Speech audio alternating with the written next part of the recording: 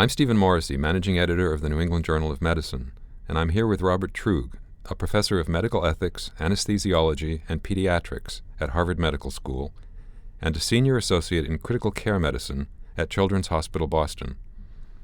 Dr. Truog has written a perspective article about the evolution of medical ethics and the doctor-patient relationship as part of the celebration of the journal's 200th anniversary. Dr. Truog, let's begin where your article ends, with the question of the physician's responsibilities with regard to whole populations and health systems. If making the U.S. healthcare system sustainable requires a greater focus on restraining spending, should ensuring justice and an equitable distribution of services and resources be part of the individual physician's job? Well, Stephen, yes. I think that as much as many of us are uncomfortable with that, I think it should be part of the physician's job. And a lot of people think about this as being kind of a division of labor, where on the one hand, questions about allocation and rationing should be handled at the level of public policy through laws, regulations, guidelines, that sort of thing. But that when it comes to decisions about individual patients, the rule has been that we should not ration at the bedside. And I think that there is a lot of wisdom in that. We don't want cowboy physicians, making ad hoc decisions with a great deal of variability at the bedside. That would be a bad thing. But as helpful as that is, I think like many simple solutions, it really is too simple. And when you think about laws and regulations, they can be very blunt when applied to an individual patient. And I think that there still has to be some room, lots of room really, for clinical judgment in allocating decisions, even at the bedside. There's a story that comes to mind for me about this that really made the point for me. It was a story that was told to me by an emergency medicine physician a few years ago. And he talked about a patient who came in with headaches that appeared to be simple tension headaches. And the patient was demanding a CT scan. And the physician said, I'm not going to do that. That's not a wise use of this expensive resource. And he was really holding his ground. And then the patient said to him, well, my brother died a week ago from a brain tumor. And it started just like this for him, with headaches. I've been out of my mind with anxiety for the last few weeks. I haven't been able to sleep. I haven't been able to work. I just, don't know how I'm going to go forward. And, the physician said, oh, well, that changes my mind. I mean, it does seem to me like it's reasonable in this case for us to do this and help you to get on with your life. And I think, that's what I mean when I think that there does need to be some room for individual judgment. And that guidelines and regulations and those sorts of things, while very important for allocation and rationing, are not the whole story. So how does an individual physician balance the social responsibility to the healthcare system as a whole to that ethical responsibility to act for the good of his or her patient? Well, that's a very good question. And I think the place to begin really is that if you look at surveys of physicians, generally more than 90% will say that they have no role at all in allocation or choosing between patients or in rationing. They believe in their heart of hearts that they give every patient all that they need without limitation. And I think that just doesn't reflect reality. I think it really reflects more the way we would hope it was. I'm thinking, back a few years ago when we got our first MRI scanner at my hospital. And suddenly we had a number of patients in the intensive care unit where an MRI would really be a better study for them. But we didn't have access to the scanner at the level we needed. And so we would go around and we would say, well, for this patient in this circumstance, a CT scan is good enough, even if it's not the best study. And for the select few, we were able to give them an MRI. Now, really what we were doing was rationing at the bedside. We were using our clinical judgment to decide who got what, choosing between patients. But we didn't want to call it that. I don't think many of us would have called it that. We would have talked about it as just sort of using our common sense. But when you recognize that those kinds of things are just a part of everyday practice, for any physician, how much time are you going to spend with one patient versus another? These are the kinds of choices that people are making every day. And when you realize that what's going on is you're really allocating your time, your resources, hospital resources between patients, then I think we bring some transparency and clarity to it.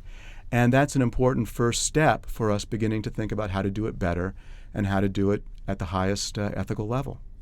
Many of the most hotly debated clinical ethical issues revolve around the end of life. Things like DNR orders, advance directives, physician-assisted suicide, declaring death for organ donation. But what are some of the more charged questions that arise in clinical care earlier in life? What do you see, what are you called to consult on in the hospital?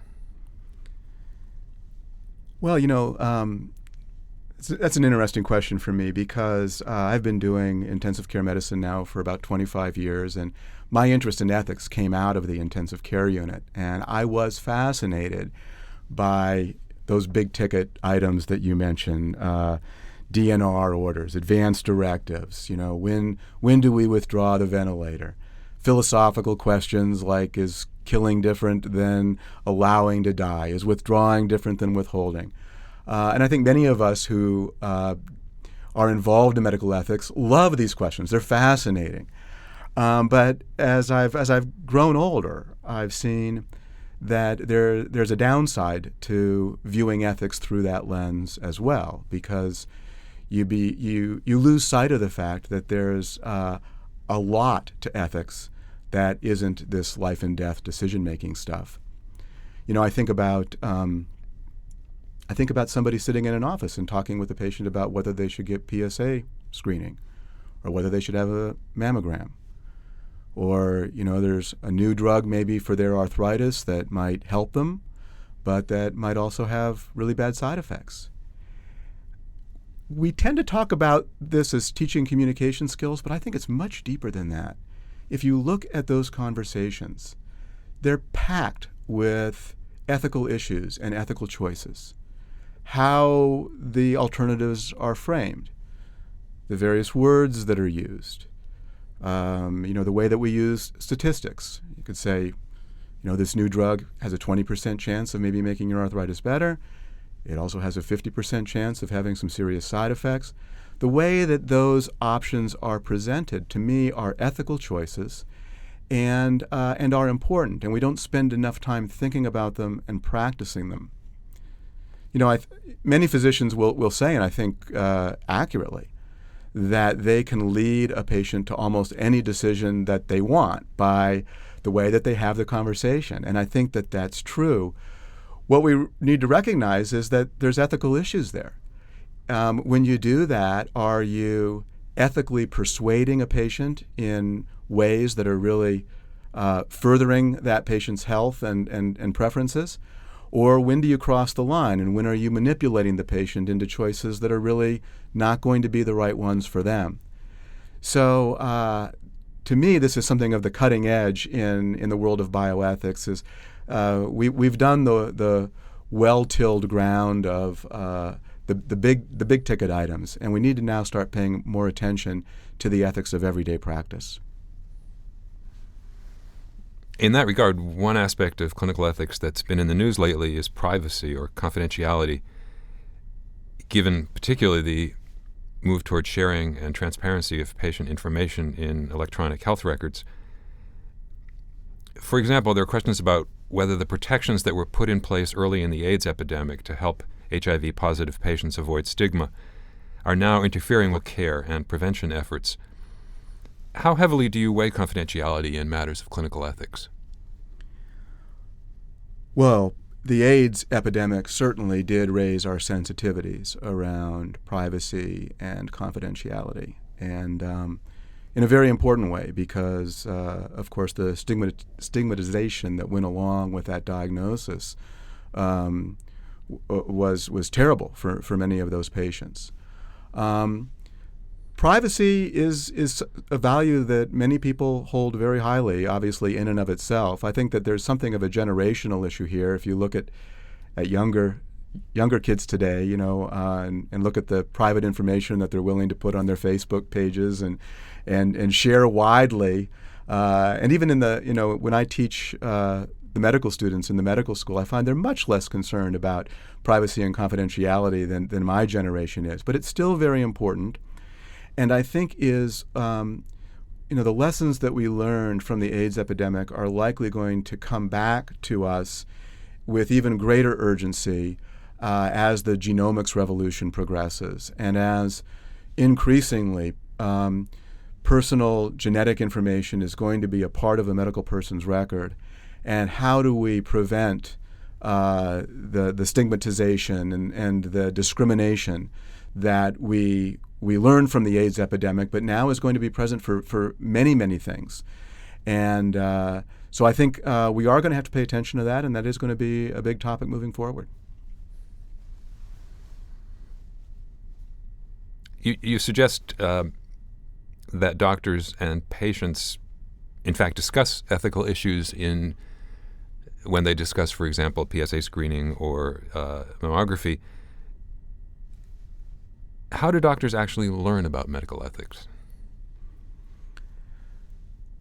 I've been teaching ethics in the medical school now for a long time, and when I'm critical of it, as I'm becoming, it's really criticism directed at my own biases in this regard. I have taught medical ethics in the way that I think probably it is taught at most medical schools, which is starting off at least as a branch of moral philosophy and dealing at a fairly abstract and theoretical level about ethical issues. And I feel that for most of our students, I think we're missing the mark. Of course, our students are very bright, and they find philosophical ethics to be very interesting in and of itself. But if you think about what they really need when they move into the wards and into practice, in order to be able to work with patients ethically and professionally on an everyday basis, I think what we're teaching in medical ethics is not that relevant. And I think thinking about the conversations that we have with patients and families, thinking about the way that we treat each other, the words that we use, the way that we communicate with each other, I think is much more relevant, and I think is the direction that sort of ethics education in medical schools needs to be moving. And from the patient's side, what do patients need to know about medical ethics, and how should they learn it? Wow, what should patients know about medical ethics? Not a way I've often thought of framing the question. I guess a couple of things come to mind for me. One is for patients to know what they can expect of us first, and then also I think maybe an appreciation of what, dare I say it, what patients owe us. On the what they can expect from us side, I think that they certainly should expect to be treated respectfully, and that is a big problem today, and also to expect that we will be open, honest, and transparent with them. One place where I'm really seeing changes is in how we talk with patients and families about medical errors, for example. 10 years ago, we would rarely tell families when a medical error occurred. We would leave it up to them to figure it out on their own. And this has been an area where things have really turned 180 degrees. We now sit down with families, and we believe that we have an obligation to talk with them about medical mistakes, even if it doesn't affect a change in their care. And yesterday in the intensive care unit, I did this. We had a medication error, and I sat down with the parents of a child and talked about what happened, even though it didn't have any permanent adverse event for that patient. I believe, and I think it's generally believed now, that this is something we owe them, and I think that this family really appreciated it. On the other hand, again, I say this with a little bit of trepidation. It's not very politically correct, but I do think that patients owe us some things. And one is a problem that we in the medical profession have really helped to create, which is the perfectionism that we've built around ourselves. And I think patients need to understand that we are human, that we are well-intended, but our performance often does not come up to the standards that we would like. And sometimes we frankly do make mistakes. And we're doing our best. And I think not to hold us to standards of perfection is I think, something that families do owe us. What sorts of clinical ethical questions arise when U.S. physicians engage in global health efforts? Over the past several years, we've seen a lot greater interest among U.S. physicians in going abroad and doing medicine abroad. And I think it's a wonderful thing. And part of that is because of the opportunities that we've had. I had an opportunity to go to Haiti for a few weeks after the earthquake. And for me, it was absolutely a life-changing experience, as I know it was for many of my colleagues who went. From an ethical perspective, I think one of the biggest challenges is the almost impossibility of moving away from some of our deeply entrenched ethical norms and ethical comfort zone, if you will. And to give an example that I saw when I was in Haiti, we were dealing with a limited number of ventilators, and we would frequently see patients who were completely salvageable, who were going to do very well, but they might need that ventilator for a week or two in order to get there. And on the other hand, we had a lot of patients who were getting surgery, particularly for orthopedic injuries after the earthquake, where they did need some postoperative ventilation, but often for only maybe a few hours or a day or two at most. And, if you do the math, it made a lot more sense to use the ventilators for these patients who were going to be able to quickly turn over and get off the ventilator in a relatively short period of time. And speaking for myself, and I know others that I was working with, we were really paralyzed by this issue because it was almost impossible for us to withhold a life-saving treatment from somebody just because they were going to need it for a little bit longer than somebody else. And so what I saw, despite good theoretical reasons for not doing it this way, what most of us did was fall back on a first-come, first-serve kind of ethical approach, because to do otherwise was just ethically unbearable. And so we've had many conversations about this in the couple of years since. And as much as we sit around and we talk about how ethics should change under pandemic circumstances, I think the biggest barrier is that when placed on the ground, faced with the situations, many of us are going to find this impossible to do. Finally, what do you see in the future of medical ethics? What sorts of new ethical issues, for example, in biotechnology, genetics, other ongoing developments in medical science, are going to be facing us in the years ahead? Well, you're sort of asking me, to look into a crystal ball here and think about what the big issues are going to be going forward. And I wouldn't put a lot of confidence necessarily in what I have to say about this. But if a young person were to come up to me today and say, I'm really interested in being a bioethicist, and where do you think I ought to be looking? My response would be in the area of neuroethics, the changes that are happening in a couple of areas. One has to do with neural enhancement as a general issue, particularly around medications that are being developed now. At a very basic level, college students are experimenting a lot with stimulant drugs like Adderall, ways to enhance their cognitive functioning in a stressful environment. The military is using these. I think it is at a very elementary level so far. But as we get better at developing these drugs, and surely we will, we're going to be facing very much the same set of issues that professional sports is facing now around performance-enhancing drugs like steroids. And when is it okay to do it? If it's wrong, why is it wrong? If it is wrong, how do you stop people from doing it? How do you evaluate performance when people are using these technologies. And I think it's going to go beyond just pharmacology.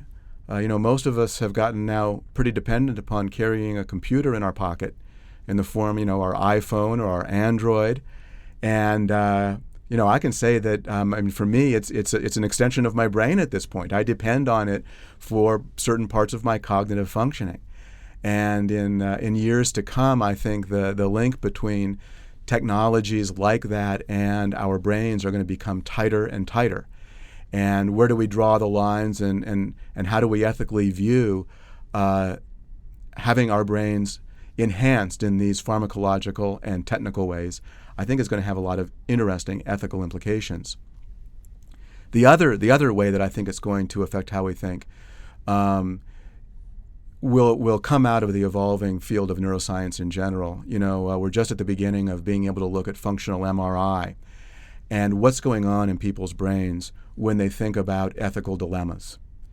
And the data is at a very early stage, but it's going to bring us back to many of these age-old philosophical questions around whether there is anything such as free will, or is it all determinism? How much are each of us really personally responsible for the ethical choices we make, and how much of them are hardwired? What are the implications of that for how we think about rewarding people for good behavior or punishing them for bad behavior? I think the next 10 or 20 years is going to just open up a Pandora's box of questions like these, and I think they're going to be at the forefront of what we're doing in bioethics. Thank you, Dr. Trug.